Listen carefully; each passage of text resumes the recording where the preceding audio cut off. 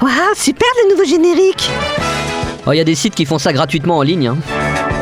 Faut pas le dire. Salut à tous et à toutes, on se retrouve pour la critique réac numéro 48. Je suis en compagnie de Gina. Salut les loulous. Et on s'intéresse aujourd'hui à Des Hommes d'honneur, sorti en 1992 et réalisé par Rob Reiner.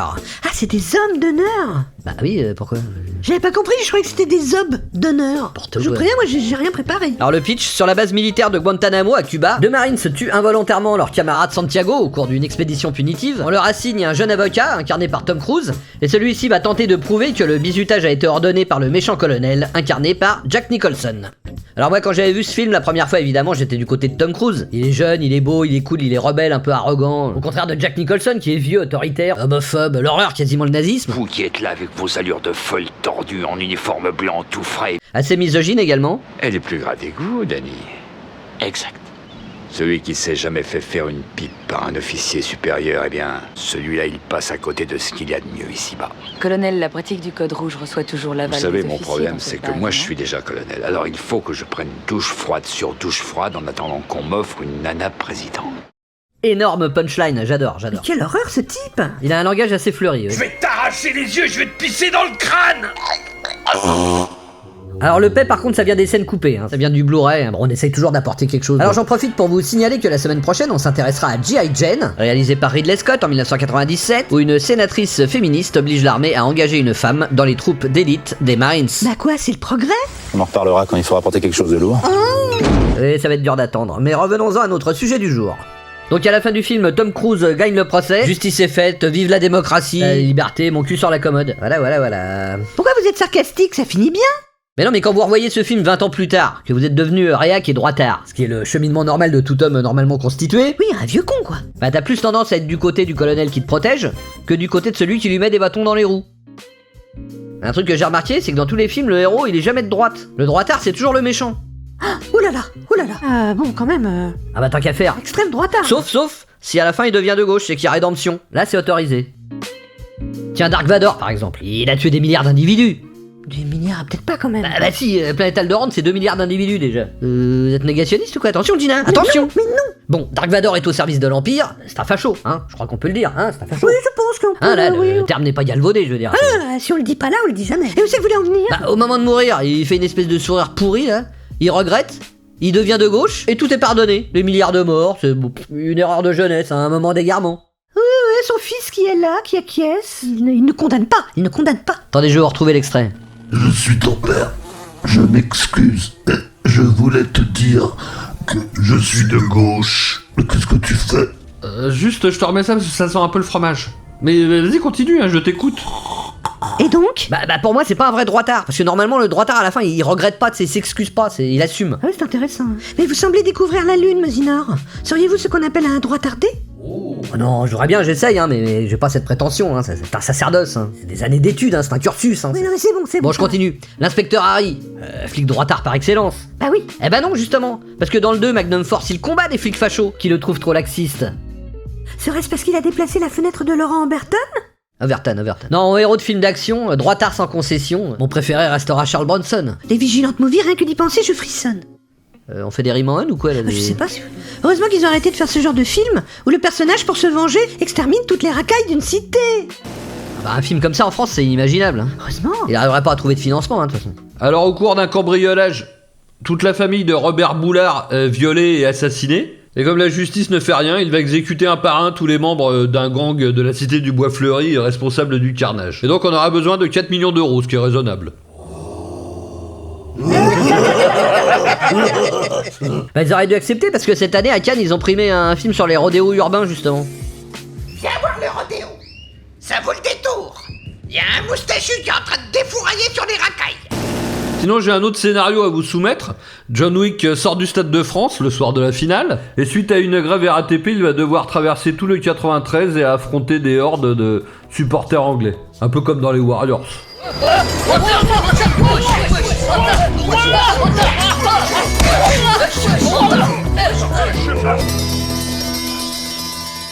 Et donc ça, il y en a pour 4 millions d'euros à peu près. Sinon, j'ai un dernier scénario à vous soumettre. Robert Boulard est enseignant dans le 93, et alors qu'il est en train de faire un cours sur la laïcité, il est contraint de mettre à la porte, enfin à la fenêtre, Des petits chenapans qui perturbent son cours. Suite à ça, un des grands frères de la cité du Bois Fleuri va organiser des représailles, ignorant que l'enseignant est un ancien commando parabellum expert en Krav Maga. Et donc ça, on a chiffré le projet à 4 millions d'euros, ce qui est raisonnable. C'est dommage qu'il n'y ait plus d'argent pour faire des films de genre en France. Ah si, on peut toujours, mais il faut juste que le héros soit de la cité du Bois Fleuri et que les méchants s'appellent Robert Boulard. C'est juste un cahier des charges. Hein. Nous vivons dans un monde qui a des murs, et ces murs doivent être gardés par des hommes en armes. Qui va s'en charger? Vous? Vous pleurez Santiago et vous maudissez les Marines. Vous maudissez le Marine, j'adore comment il dit ça. Ouais, il a toujours été doublé par Jean-Pierre Moulin, qui a 89 ans aujourd'hui. Aujourd'hui? Oh bah bon anniversaire Jean-Pierre alors. Oui, enfin je veux dire de nos jours quoi. Ah d'accord. Vous maudissez les Marines. Les Marines. Et mon existence, bien que grotesque et incompréhensible pour vous, sauve des vies. Voilà, sous-entendu, vous me trouvez grotesque, vous ricanez, vous me tournez en dérision. Bon bah là, il s'en prend directement à Yann Barthès et Quotidien, c'est évident. Vous êtes sûr? Et oui, il fait allusion au petit ricanement mesquin de l'humour canal. Non? Je sais pas. Je suis ému. C'est magnifique. C'est magnifique. Ah voilà, c'est la transmission. Là, le pauvre gars, il croit qu'il se fait interviewer par la télé parce qu'il a gagné un prix, alors qu'en fait, ils sont juste là pour se foutre de sa gueule. Mais ça n'a aucun rapport. Alors oui, mais j'avais envie de leur mettre un petit taquet, alors j'ai essayé de caser ça plus ou moins heureusement. Ça se voit pas trop? Non, pas trop. Non, ça va. Vous ne voulez pas la vérité parce qu'au tréfonds de votre vie frileuse de tout petit bourgeois, vous me voulez sur ce mur. Vous avez besoin de moi sur ce mur. Ça me rappelle cette fable de La Fontaine. C'est un type, il est dans son jardin et puis toute la journée il crie Akab, Akab. Puis un jour il y a un mec qui vraiment il s'appelle Akab. Il arrive et l'autre il flippe. Il appelle les Schmitt. Il est pourri votre montage. Bah c'est du vite fait hein. Et puis j'ai jamais entendu parler de cette fable. Ah ouais. Ça c'est vous qui l'avez inventée hein. Non, c'est pas moi, c'est un pote qui s'appelle La Fontaine. Laurent La Fontaine. Et elles sont complètement cons vos analyses. Moi je serais vous, j'arrêterais de faire le critique ciné parce que c'est accablant, hein, c'est pas accab. Ah, pas mal. Attends, elle est fraîche, je fais ce que je veux. Tous les youtubeurs, ils sont critiques ciné à leurs heures perdues. Pourquoi j'aurais pas droit, moi? Oui bah allez plutôt vous promener à vos heures perdues. Notre devise, c'est honneur, code, loyauté. Oh, on dirait du Papacito. Pour nous, ces mots sont la poutre maîtresse d'une vie passée à défendre des bastions. Chez vous, ces mots finissent en gag. En gag, c'est bien ce que je dis, c'est l'humour canal. Mais décidément c'est une obsession. Puis vous êtes vous-même un enfant de l'humour canal, Mazina. N'importe quoi. Cette autodérision, ce sens de l'absurde. Quoi? C'est très canal, c'est très de gauche. Souvenez-vous cette scène de Woody Allen qui vous a tant influencé. Quoi? I'm sorry, I can't go through with this because I can't get it off my mind, Allison. It's obsessing me. Oh, I'm getting tired of it. I need your attention.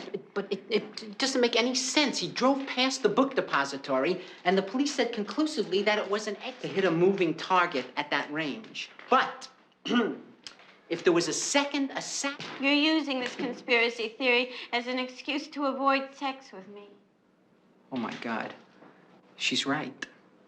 Why did I turn off Allison Porchnick? She was beautiful, she was willing, she was real, intelligent. Is it the old Groucho Marx joke that I just don't want to belong to any club that would have someone like me for a member? Ah mon dieu, elle a raison. J'avais même replacé sa citation de Groucho Marx dans une de mes vidéos. Mais oui, vous jouez les droitards virilistes, mais vous adulez un type qui ressemble à Usul. Et qui a des mœurs douteuses. Et oui, vous devriez avoir honte. Ah non, mais j'ai honte, vous m'avez ouvert les yeux. Et sans Canal, sans la classe américaine, il y aurait jamais eu de Mosinor. Les chiottes, Peter les a bouchées.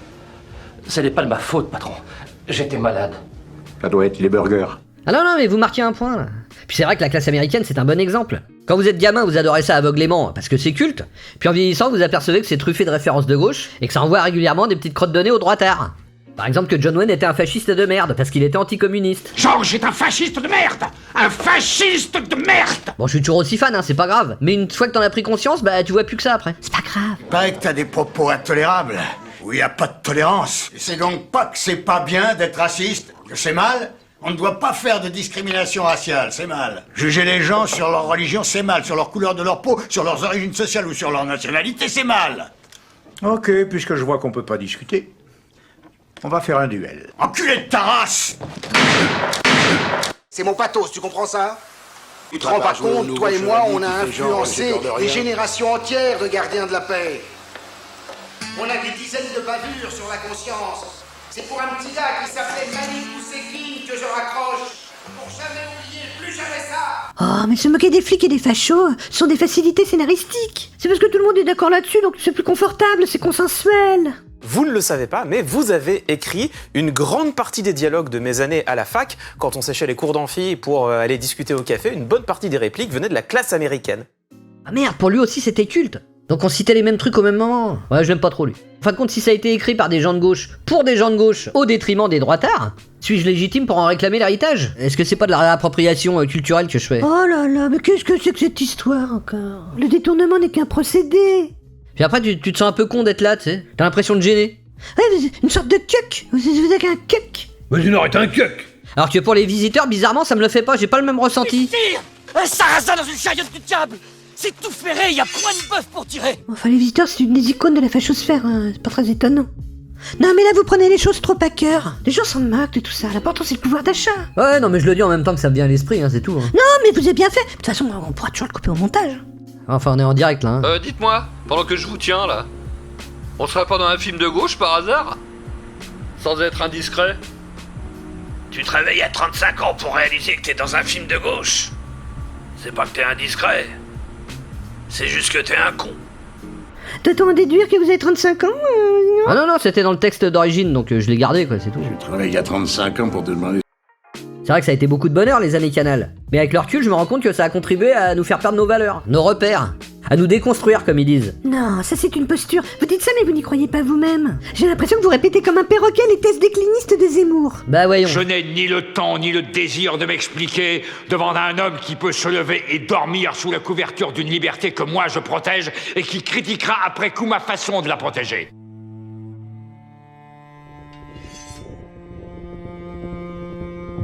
Merci de m'avoir sauvé la vie, mais vous n'avez pas respecté les conventions de Genève. Qu'est-ce que tu racontes, Bouboule? À un certain moment, vous avez achevé un adversaire qui s'était rendu. Arrête, je me rends, arrête, je te dis, arrête. Je vais être obligé de vous signaler. C'est comme à un certain moment, le colonel il monte sur son mur et il dit: vous faites de la trottinette, vous faites des gay pride. Ok, jouissez, amusez-vous, je ne vous juge pas. Vous le faites parce que inconsciemment vous savez que je suis sur le mur à veiller sur vous. Mais vous avez détruit mon mur et je peux plus vous protéger. Vous êtes sûr qu'il dit ça? Je me souviens pas de la trottinette. Non. Si, mais de toute façon c'est dans l'esprit, j'extrapole un peu. Attendez, je vais vous retrouver l'extrait. Oh, c'est quoi ce bruit? Ouais, c'est parce que j'ai pas trouvé de bruitage pour le rembobinage, alors je l'ai fait moi-même quoi. C'est très bien, vous inquiétez pas. Vous faites de la trottinette, vous faites des gay pride. Ah non, effectivement, Bah non, mais c'est sourcé, hein. Poursuivez. Mais le problème, bande de débiles, c'est que pour vous donner bonne conscience, vous avez détruit mon mur. Je peux plus vous protéger. Qu'est-ce que vous comprenez pas là-dedans? Calmez-vous. C'est vrai qu'un mur, c'est pas très de gauche, hein, c'est pas très progressiste, hein, ça facilite pas le vivre ensemble, mais ça a son charme. Oh, vous trouvez, vous? Si, il y a des beaux murs. Il y a des beaux murs. Hé, Kate, raconte-lui du Rodolphe. Bah, peut-être, je suis sûr qu'il se branle. Hé, Kate, ça nous Rodolphe, toi, tête de mort. Je suis sûr qu'il se branle, regarde sa tête. Regarde la tête, obligé, il se branle, obligé. Eh, dégage de là, vicieux. Ça aussi, c'est dans les scènes effacées? Je sais plus. Et pour en revenir à mon colonel, et donc il dit laissez-moi défendre mon mur. Laissez-moi défendre mon mur. C'est un peu confus, votre vidéo, là. Ah, c'est pas mon métier, hein, ouais, ça. De toute façon, ça n'exonère pas le colonel de se soumettre à la justice. J'ai pas dit le contraire. Surtout sachant qu'il est à Guantanamo, quand on sait les débordements qu'il va y avoir. Débordement? Mais quel débordement? Bah enfin. Ah oui, ça. Ah ouais, quelle histoire, ça aussi, oui. Ah ça. Quelle histoire, ça aussi. Bah voyez, là, vous faites de l'humour Canal encore. Ah, j'y peux rien, c'est plus fort que moi, j'ai grandi avec. Mais ça n'empêche pas d'avoir conscience de ses travers. Tout ce que vous avez fait aujourd'hui, c'est affaiblir un pays. C'est par votre faute que l'homme est en danger. Faites beau rêve, petit. Voilà, tout est dit, c'est la droite qui dit à la gauche, tout ce que vous avez réussi à faire, c'est d'affaiblir un pays. Fin de l'histoire. Enfin, la gauche, c'est aussi la conquête sociale, hein, l'hôpital, la sécu, la retraite, le droit à l'avortement, la solidarité... Ouais, mais je m'en bats les couilles. C'est tellement injuste, mon colonel. Y'a que moi qui vous comprends. J'ai essayé de leur expliquer. Le colonel, il veut rester sur son mur et sauver les gens même si c'est des PD. J'ai jamais dit ça. Si, vous l'avez dit. C'est faux. Tous des PD. J'ai jamais dit ça. Mais je les protégerai. Tu mens. Parce que c'est mes PD à moi. Sale mytho. Vous avez même parlé de trottinette. Je l'ai pas inventé, ça. C'est possible que je l'ai dit. Mais j'étais bourré. Je sais que je te déçois. De toute façon, si tu racontes ça à quelqu'un, je nierai tout. Ah, je vois que nous avons deux nouveaux invités dans le chat. Bienvenue. Est-ce que vous pourriez vous présenter? Non, bah visiblement, ils ne semblent pas disposés à prendre la parole, Gina. Peut-être sont-ils impressionnés. Les pauvres. Voilà, tout ça pour vous dire qu'on peut revoir un film 20 ans plus tard et se rendre compte qu'on l'avait compris de travers. Ou qu'on nous l'avait fait comprendre de travers. Enfin, ça marche dans les deux sens. Il y a des gens, ils l'ont vu la première fois, ils étaient de droite, et puis 20 ans après, ils sont devenus de gauche. Non, dans ce sens-là, ça n'existe pas, non, jamais. Ah bon? Bah, c'est comme pour les valseuses, là, l'autre fois, je l'ai revu.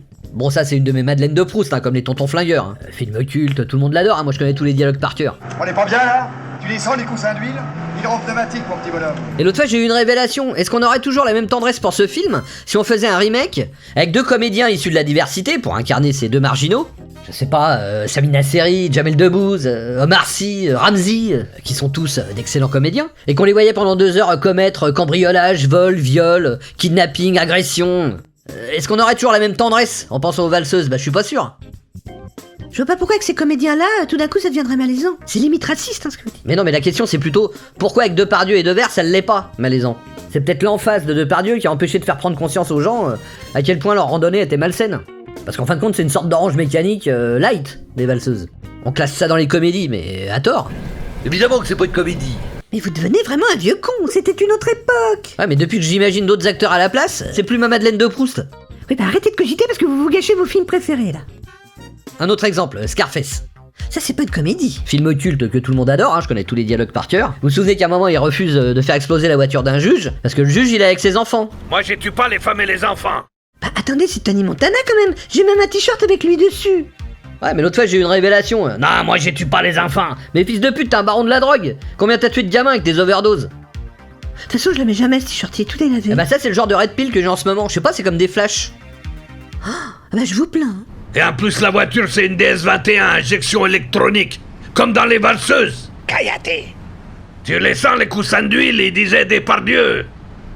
C'est là qu'il dit, on n'est pas bien là, décontracté du gland, et on bandera qu'on aura... Quoi? Hydropneumatique. Et après, il lui dit, mon petit bonhomme. Caillaté. Arrête de jouer avec ces boutons, Hector. Ça va finir par te rendre zinzin. Bon là on en est aux 2 tiers de la vidéo, ça fait beaucoup de blabla, hein, ça peut être saoulant, donc petit entracte, 30 secondes de musique. Je vais pouvoir aller faire pipi alors.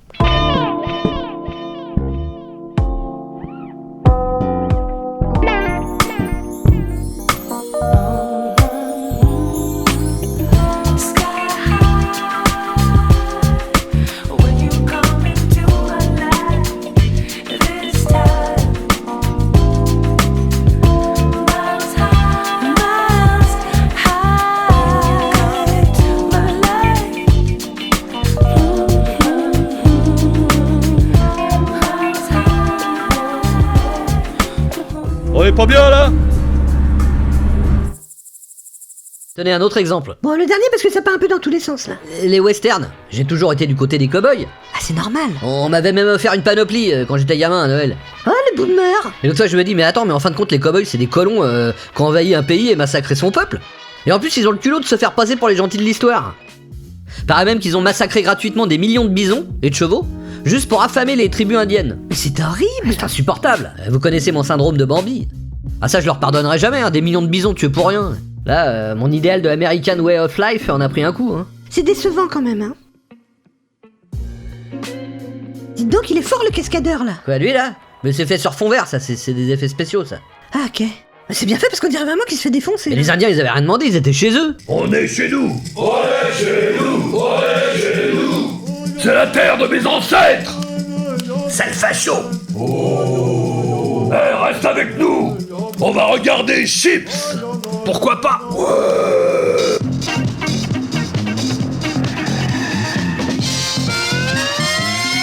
Monsieur, arrêtez-vous. Tu les sens, les coussins d'huile? On n'est pas bien là? C'est pourquoi je vous arrête, monsieur? Bien entendu. Vous m'avez pris pour Dominique de Villepin. Je suis son sosie officiel, ça m'arrive tout le temps. Ah, maintenant que vous me le dites, c'est vrai. Écoutez, vous m'êtes sympathique. Je vais vous interpréter son discours de l'ONU. C'est un classique. Et c'est un vieux pays, la France. Ouais, non, mais c'est pas pour ça, monsieur. Je vous ai arrêté parce qu'il vous manque une roue, monsieur, regardez. Ah! Mais qui a fait ça? Ce sont des pirates de la route, ils opèrent pendant que vous êtes en train de rouler. Ah oui, je me rappelle avoir vu une vidéo sur ces pratiques. Ces types sont de sacrés équilibristes.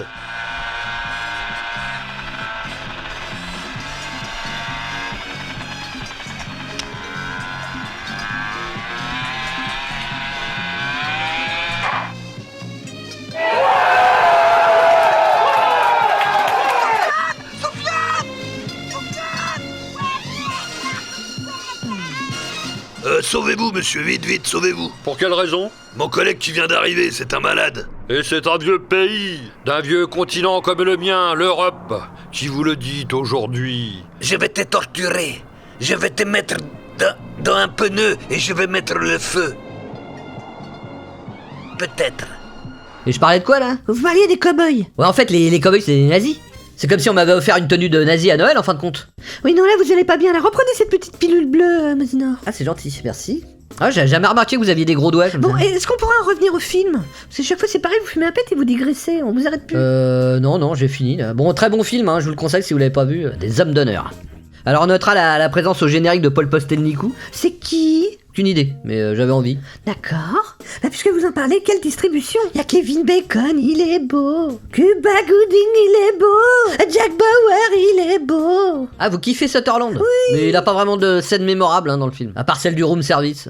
Votre visage ne m'est pas inconnu. Jack Bauer. C'est quoi vos répliques les plus célèbres? Drop the gun right now. Ça veut dire jette ton arme par terre tout de suite. Et aussi où t'as caché les détonateurs russes. Mais c'est plus confidentiel. Je veux savoir ce que vous faites dans ma chambre? On est venu changer vos draps, madame. On nous a signalé que les Anglais avaient débarqué, si vous voyez ce que je veux dire. Non, mais vous laissez le drap, je vais m'en occuper moi-même. Ok. Faut pas vous gêner, vous faites quoi dans mon placard? Ouais, je voulais vous piquer une culotte, mais c'est raté, on dirait. C'est pas là qu'elles sont rangées mes culottes. Jette ta culotte tout de suite. Bon, ça suffit maintenant, vous sortez de ma chambre. Vous voulez pas du room service? Pas de problème.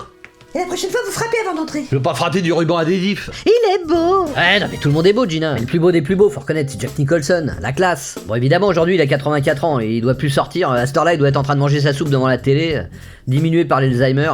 Quelle tristesse. Monde de merde. Triste conclusion.